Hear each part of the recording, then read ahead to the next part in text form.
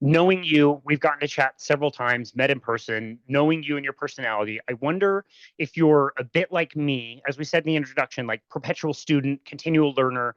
Do you tend to get kind of obsessed with certain things that you learn about? Like if we talk about all the things that you taught in school, for example, like video production, um, language arts, do you tend to get a little bit obsessed with some of those topics as you're like learning about them? Well, I'm a type A personality, which is, Yeah. and I am an introvert, which means I get my energy from within and other people drain me, you know. Um, and I have had a little bit of OCD, obsessive compulsive disorder with anything. I will fixate on sugar. I will fixate on anything that means a lot to me. Like when I'm trying to learn how to do something, it doesn't even have to be food related. Um, Learning a new language, learning to play a musical instrument. I am 120% in, whereas most people are a lot less. So I do fixate. Yeah. Okay. And then I burn it out a little bit and I kind of give it a break after I've overdone it. That's Yeah. that's my personality. Very much like myself. If, like in high school, I wanted to learn about photography, so I bought a manual camera, and I just obsessed about how to Oh, learn all right. photography and apertures and f-stops and all that stuff. Until you're right, like you burn out, you stop. I ask you that question because this topic you don't ever really tend to burn out of. Like it's so Right. interesting when you start like learning about this stuff. I've been 5.5 years carnivore. I've been learning about ketogenic nutrition for 6.5, 7 years, and you never really reach that burnout. Is that a similar experience to what you're having, and is that different from other subjects you've studied in the past? It's interesting. I thought, oh, I hope I don't get tired of this because this is my health. This is my overall fitness and happiness. And I don't want this to become like one of those little hobbies that I started and stopped. And it isn't. I mean, it's proof because I'm going on 6 total years of being low carb and 2 total years of being carnivore. So I know that it's not just something that I'm going to get. My family thinks or thought that, oh, there goes John again. He's going crazy. The pans and the pots and the cooking, and he's just like he was with all the other things he started. But hey, I've never done anything this long. And it's different because it's connected to so many parts of who I am. That's The amazing. other things were just hobbies. This is life and health and fitness and sleep and happiness. And it all comes together. So I know it's permanent.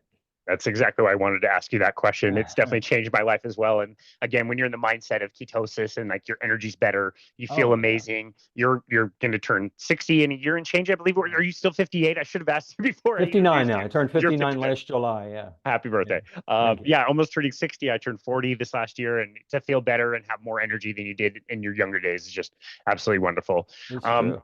okay, so we put out a video recently that you watched. You generously watch a lot of our videos, so thank you so very much for that. I love that you leave comments and get to interact with you on YouTube, which is fantastic.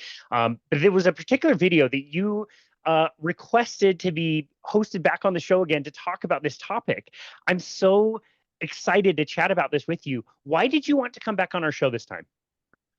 Well, as you said, I watch most of your videos that you put out because they're just amazing. Put my earbuds in my ears and I'm doing things. That's how I learn. I multitask, and I'm an auditory learner. There's visual, auditory, kinesthetic, and everybody has a different preference learning channel. I'm so much an auditory learner, which is rare, and it just goes in. It goes into long-term memory. So when I learn things, I hear things, they stick.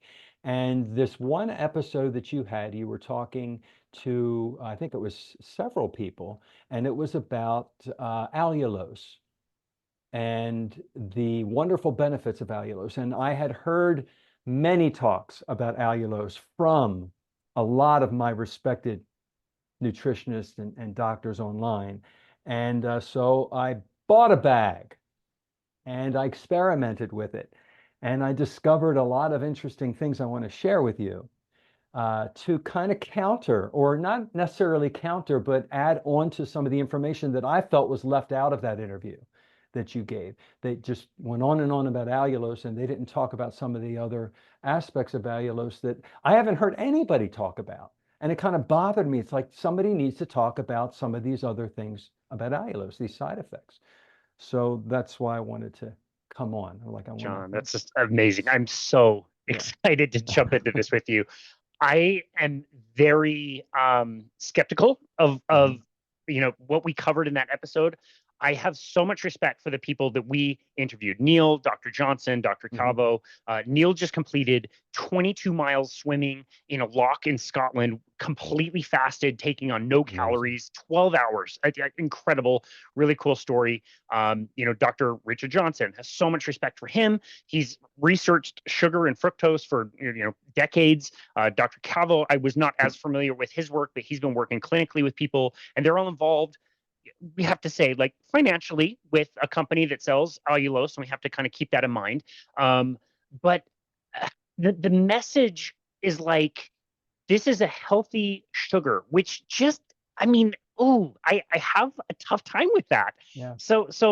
I'm curious about you and your experiment. Tell us about your experiment and why you wanted to try, with a bag of allulose. What made you decide to try that? And yeah, let's dive into some of the things that All you right. personally learned. Before I start, for the listening audience, there's I don't a lot of people don't know this information, and knowledge is power. This is the teacher in me. There's three major monosaccharides. There's glucose, there's fructose, and there's galactose. And you combine fructose with some of these, and you get different sugars. You get the dairy sugar when you combine galactose and glucose. You get the sugar that's in honey and syrup and fruit when you combine fructose with glucose. Table sugar is 50% fructose and glucose and so on. And it's the fructose part, or fructose, everybody pronounces it differently. It's the fructose part of any of these molecules that makes this part of the tongue taste the sweetness. And that sends the signal to the brain that something is sweet. And then the brain sends a signal to the pancreas and the liver, and then all these things start happening to get ready for the intake of sugar. So having that knowledge ahead of time before I talk is important, because when we eat something that has just glucose in it, like rice or bread, doesn't really taste sweet on our palate. When we eat, I don't think they have anything with just galactose separated from it, but it's the sweet part, that darn fructose part, that kind of like turns on my addiction switch. So allulose is a rare sugar that it's called an epimer of fructose, and it's almost like the right hand into the left hand. There's fructose, there's allulose, and there's a part of that molecule where it's exactly the same, but it's switched around, almost like a mirror.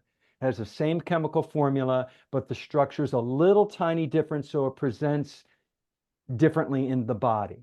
And this is what everybody's freaking out about. Oh, this is wonderful. Fructose doesn't cause tartar.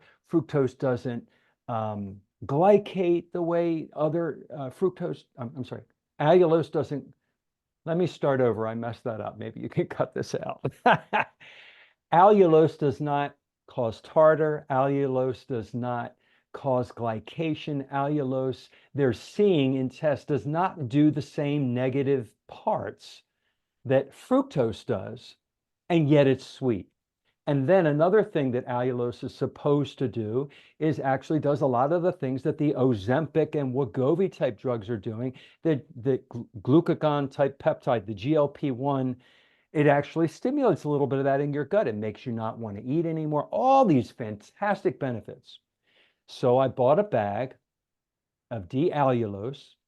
They're selling them in the stores now. And one bag, I forget how many ounces, I think it was like $9, pretty expensive. I tasted it, and my goodness, it was amazing on my palate. I'm like, this is great. So, what am I going to put it on? I don't eat desserts. I don't drink coffee anymore. It's like, what am I going to do? What I have is pork rinds. So I don't even eat pork rinds as a snack anymore. I put them in my bone broth soup as a crunchy thing, and I eat them with my meal. But what I did is I sprinkled allulose in an open bag of pork rinds, right? Shook the bag up so it was coated. And I felt like I was at the fair. I was eating deep fried dough that was sweetened. It was out of this world. I'm telling you, like a heroin addict, my brain lit up like I can't even explain. Dude.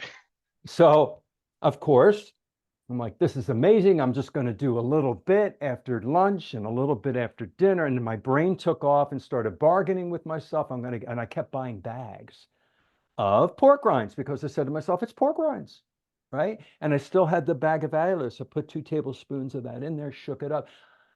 I was doing about a bag a day, in a serving. I think it's 4 or 5 servings per bag. I was doing a bag a day. I couldn't stop. And then I realized I was starting to put on weight.